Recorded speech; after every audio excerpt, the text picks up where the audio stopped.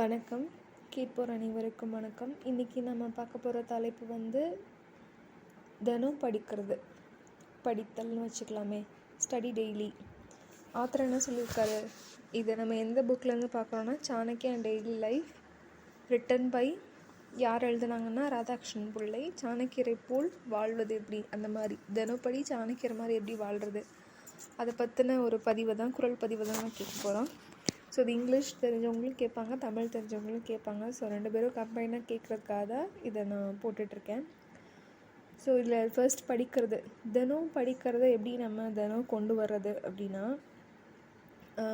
சுவாமி விவேகானந்தர் என்ன சொல்லியிருக்காரு அப்படின்னா, வெளி உலகமும் உள்ள உலகமும் ஒரே மாதிரி தான், அதாவது inner world and outer world R same அப்படின்னு சொல்லியிருக்காரு. ஸோ நம்ம கேட்டிருப்போம்ல, நீங்கள் வெளியே எப்படி இருக்கணும்னு நினைக்கிறீங்களோ அதை நீங்கள் முதல்ல உள்ளேருந்து கொண்டு வரணும். இப்போது அந்த சொசைட்டி நீட்டாக இருக்கணும், உங்கள் ஏரியா நீட்டாக இருக்கணும்னா நீங்கள் ஃபஸ்ட்டு நீட்டாக உங்கள் ஏரியாவை க்ளீனாக வச்சுருக்கீங்களா? அட்லீஸ்ட் உங்கள் வீட்டு முன்னாடி வீட்டுக்குள்ளேயே க்ளீனாக வச்சுருந்தீங்கன்னா தான் வெளியவும் நீங்கள் அதை எதிர்பார்க்கணும். அப்போ தான் நீங்கள் செய்கிற மாதிரி உங்களை பார்த்து உங்கள் பசங்க செய்வாங்க, பசங்களை பார்த்து ஃப்ரெண்ட்ஸை பார்த்து அவங்க parents, deed goes on. So செய்கிறத உங்கள்கிட்டருந்து முதல்ல ஆரம்பிங்க, அப்போ அடுத்தவங்ககிட்டருந்து எதிர்பாருங்க.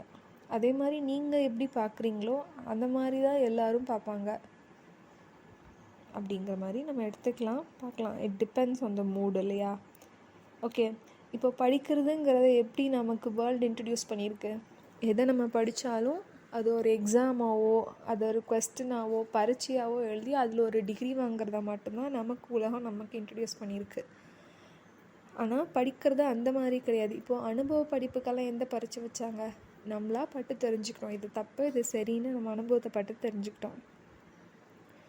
ஸோ இப்போது ராஜாவுக்கே சாணக்கியர் என்ன சொல்வார்னா, தினப்படி ஒரு விஷயத்த புதுசாக படிச்சுட்டே இருக்கணும், அதை கற்றுக்கணும், அதை செயல்படுத்தி பார்க்கணும். அப்படிங்கிறது தான் ராஜாவோட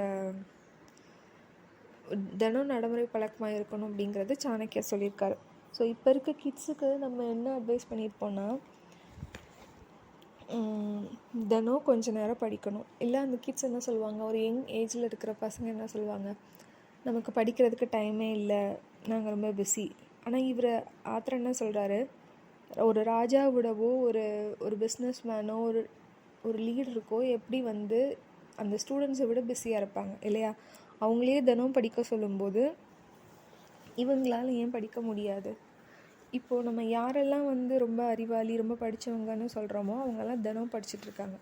எக்ஸாம்பிள், ஒரு சயின்டிஸ்ட், ஒரு டீச்சர், ஒரு கன்சல்டண்ட்டாக எடுத்துக்கோங்க, ஐடி ப்ரொஃபஷ்னல், அவங்கெல்லாம் தினம் அவங்கள அப்டேட் பண்ணிகிட்டே இருக்கணும். அப்போ தான் அவங்களால இந்த ஃபீல்டில் சர்வே பண்ண முடியும். ஸோ அப்போ நம்ம சாதாரண மனுஷங்க எப்படி இருக்கணும்?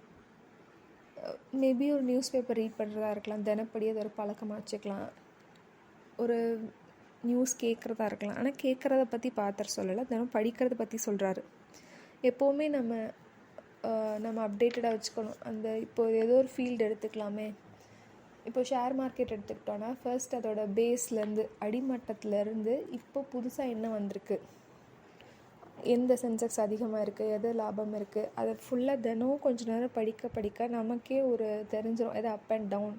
இப்போட மெடிசன் ஃபீல்ட்லேயே வச்சுக்கோங்க, ஸ்டார்டிங் பேஸ் மெடிசன்லேருந்து ஏலேருந்து Z வரைக்கும் இருக்குதுன்னு வைங்க, அதில் எல்லாத்தையும் நம்ம படித்து வச்சுக்கணும். எதுக்கு எது யூஸ் ஆகுது அதை படித்ததை எழுதி பார்க்கணும். அதே மாதிரி அப்டேட்டடாக என்ன மெடிசன் வந்திருக்கு அது வரைக்கும் நம்ம இப்போது நடைமுறையில் என்ன இருக்குது, எது அதிகமாக சேல் ஆகுது, அந்த மாதிரி இப்போ நடைமுறையில் இருக்க வரைக்கும் தெரிஞ்சுக்கிட்டோன்னா நமக்கு நம்மளோட தொழிலையோ நம்மளோட முன்னேற்ற பாதையில் ஈஸியாக இன்னும் சுலபமாக போக முடியும் அப்படிங்கிறத சொல்கிறாரு. ஆத்தர் என்ன சொல்கிறாருன்னா, ஒரு 3 hours படிங்க, தினம் படிங்க. இப்போ அந்தளவுக்கு டைம் இருக்குமான்னு எனக்கு தெரியல, ஆனால் படித்தா கண்டிப்பாக ஒரு நாலேஜபிள் பர்சனாக வரலாம்.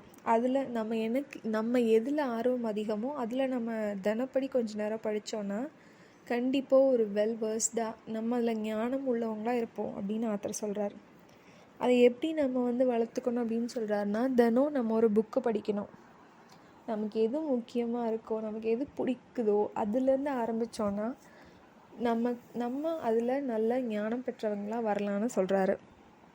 இன்னொன்று கூட சொல்கிறாரு, இப்போ உங்களுக்கு படிக்க நேரம் இல்லையா, ரொம்ப பிஸியாக, ஒரு லைப்ரரியில் என்கேஜ் பண்ணிக்கோங்க. அவங்க ஒரு சில டீம்ஸ் வச்சுருப்பாங்க. அந்த புக்கை பற்றி இப்போ நான் உங்கள்கிட்ட சொல்கிற மாதிரி இந்த புக்கை படித்து அவங்க நாலேஜை ஷேர் பண்ணுவாங்க. ஸோ இந்த புக்கில் லெசன்ஸை உங்களுக்கு அதில் உள்ள சாராம்சத்தை உங்களுக்கு சொல்லுவாங்க. உங்களால் அதை புரிஞ்சிக்க முடியும். அப்போ உங்களுக்கு புக்கை பற்றின கண்டென்ட் தெரிஞ்ச மாதிரியும் ஆச்சு, ஒரு நாலேஜும் கிடச்சிது. இந்த மாதிரி பண்ணுங்கன்னு சொல்கிறார். அப்படியும் கேட்க முடியலையா, ஒரு செமினார், இப்போ யாராவது பேச்சாளர்கள் வருவாங்கள்ல, பேசுவாங்கள்ல ஒரு குறிப்பிட்ட டாபிக் பற்றி, அந்த மாதிரி இதாக தேடி கண்டுபிடிங்க. இதுக்கு நீங்களே கண்டுபிடிக்க முடியாது. ஒரு கிளப்லேயோ ஒரு ஆர்கனைசேஷன்லேயோ ஒரு மெம்பராக இருந்தீங்கன்னா உங்களால் அதை பற்றி தெரிஞ்சுக்க முடியும். ஒரு குறிப்பிட்ட டாபிக் பற்றி, இப்போ யோகா பற்றி தெரிஞ்சுக்கணுன்னா இதை பற்றி எங்கேயாவது செமினார்ஸ் நடக்கும், ப்ரோக்ராம் நடக்கும். காசு கொடுக்க இல்லாமல் ஃப்ரீ செமினார்ஸ் நடக்கும். நம்ம அது கூட ஸ்பெண்ட் பண்ணணும்னு இல்லைல்ல, அந்த மாதிரி செமினார்ஸ் அட்டன் பண்ணி அதை பற்றின நாலேஜை வளர்த்துக்கணும்னு சொல்கிறாரு. அப்புறம் என்ன தினப்படி கற்றுக்கிட்டோமோ அதை தினப்படி ஒரு நோட் போட்டு எழுதி வச்சுக்கணும்.